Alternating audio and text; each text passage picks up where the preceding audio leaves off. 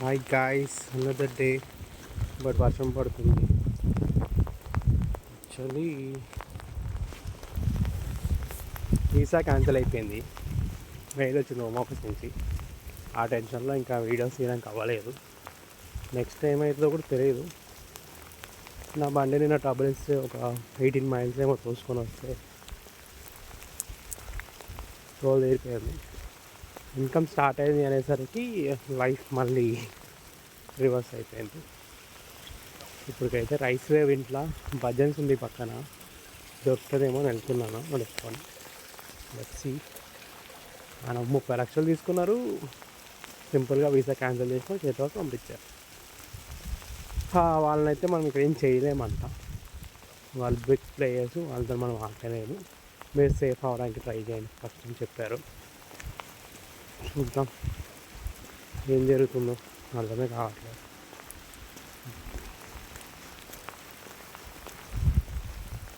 బండి అయితే rice bag అంట మేము రైస్కి వచ్చి పాల డబ్బా తీసుకొని దొబ్బేస్తున్నాం ఇంటికైతే. చూద్దాం రైస్ రేపు ఎక్కడైనా దొరుకుతాయి. అంటే ఇక్కడ నుంచి ఒక 6 మైల్స్ వెళ్ళాలి ఇండియన్ స్టోర్కి వెళ్ళాలంటే. చిన్న చిన్నవి ఉన్నాయి బట్ కాస్ట్ ఎక్కువ బడ్జెట్స్లో. మిల్క్ ఎందుకో మరి తక్కువ ఉంది, 1.6 ఉంది, 2 లీటర్స్. అందుకే తీసుకున్నా. ఇంకా చిక్కట్లో వీడియోలు వస్తుంది. నేను ప్రజెంట్ ఊబర్ ఈట్స్లో చేస్తున్నా. నాకైతే ఇన్కమ్ బాగానే ఉంది. వాడు కూడా పర్ అవర్కి క్యాలిక్యులేట్ చేస్తున్నాడు. ఒకవేళ అమౌంట్ తక్కువ వచ్చినా పర్ అవర్కి వాడు ఆల్మోస్ట్ 10 to 12 మధ్యలో మెయింటైన్ చేస్తున్నాడు. మనకి ఆర్డర్స్ ఇవ్వలేకపోతే మాత్రం. జస్ట్ ఇట్ అప్రూవల్ రాలేదు, డెలివరీ వాడు ఫామ్ పంపించింది. వచ్చి నాకైతే అందరూ SLM వేసుకోమంటున్నారు. నాకు ఆ వీసా ఇంట్రెస్ట్ లేదు, ఎందుకంటే అది ఖచ్చితంగా రిజెక్ట్ అవుతుంది. సో అందుకే స్పాన్సర్షిప్ చేంజ్ గురించి చూస్తున్నాం. మనకి 60 days టైం ఇచ్చింది హోమ్ ఆఫీస్. ఏమైతే తెలీదు. ఇండియాలో తీసుకున్న వాళ్ళు బాగానే ఉన్నారు, ఇక్కడ జాబ్ పైసలు తీసుకున్న వాళ్ళు బాగానే ఉన్నాడు. జాబ్ ఇచ్చి 1000 రూపాయలు చేతికి ఇస్తాము అని చెప్పారు, ట్యాక్స్ కట్ చేసుకొని. ఓకే అన్నాము. స్టార్ట్ చేసినప్పుడు 750 ట్యాక్స్ కాస్త 1500 అయింది. నేను బొంగు కట్టా అని చెప్పిన, ఆ డబ్బులు నాకు ఇచ్చామని చెప్పి కాస్ట్ క్యాన్సిల్ చేసి వెళ్ళాడు. అట్లయితుంది. డబ్బులు ఇచ్చినా, డబ్బులు వాళ్ళకి ఇచ్చినా ఆడు జెన్యున్ అని మోసం చేసిండు. అబ్బా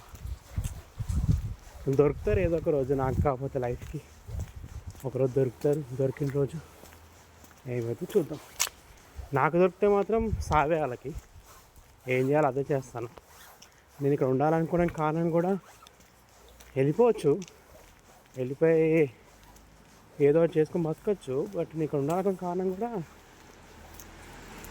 నాలాగే ఇంకెంతమందిని వాళ్ళు మోసం చేద్దాం అనుకుంటున్నారో వాళ్ళ ఒకళ్ళని ఆపినా సరే నేను కొంచెం సాటిస్ఫై అవుతా. ఇప్పుడు డబ్బులు నాకు ప్రియారిటీ కింద కాదు, ఆల్రెడీ పోయినాయి, పోయినాయి. దాంట్లో ఇదొకటి. బట్ ఏంటంటే అంత నమ్మించి మోసం చేశారు. 30 లక్షలు అంటే చిన్న మ్యాటర్ కాదు.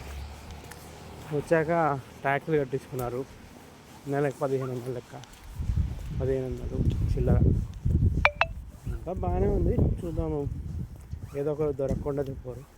ఇక్కడ నేను ఉండాను నాకు ప్రియారిటీగా నేను ఇప్పుడు అనుకుంటుంది. అది ఎలాగన్నది నాకు పాసిబిలిటీ తెలియదు. నేను రీసెర్చ్ చేసుకుంటున్నాను, చాలామందిని కలుస్తున్నాను.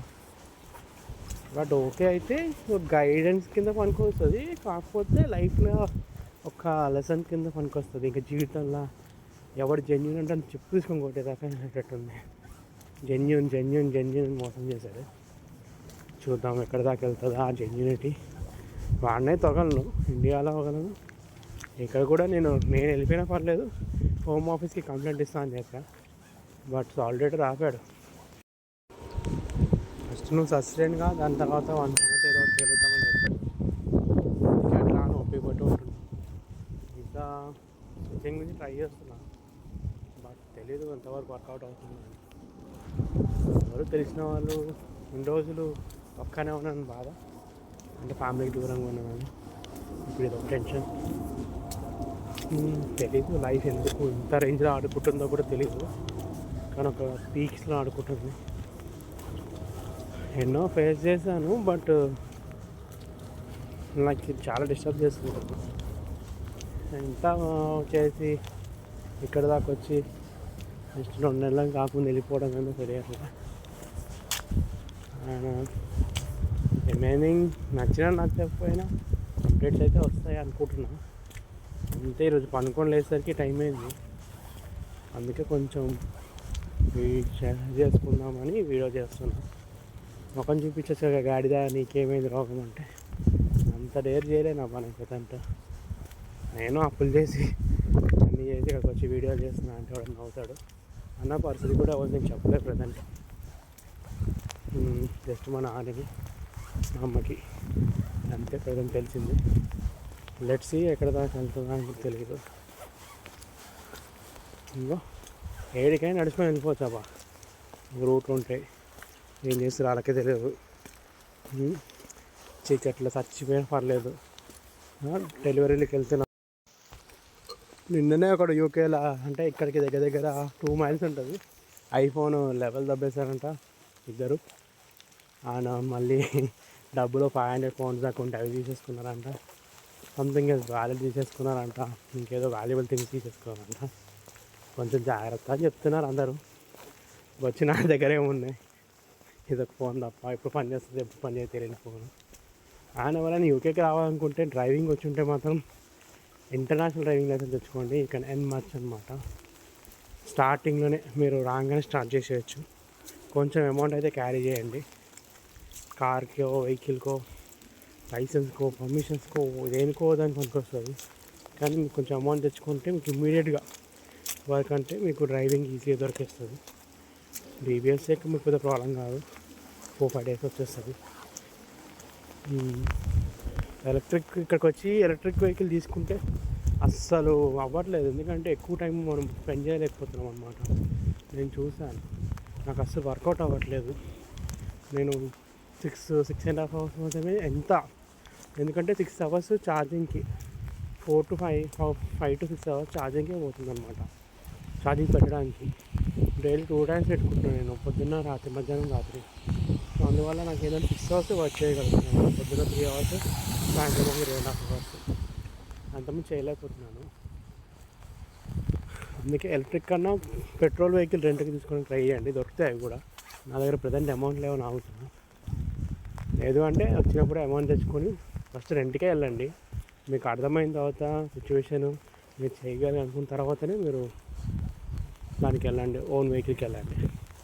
కానీ డ్రీమ్లో అయితే మనీ బాగానే ఉన్నాయి.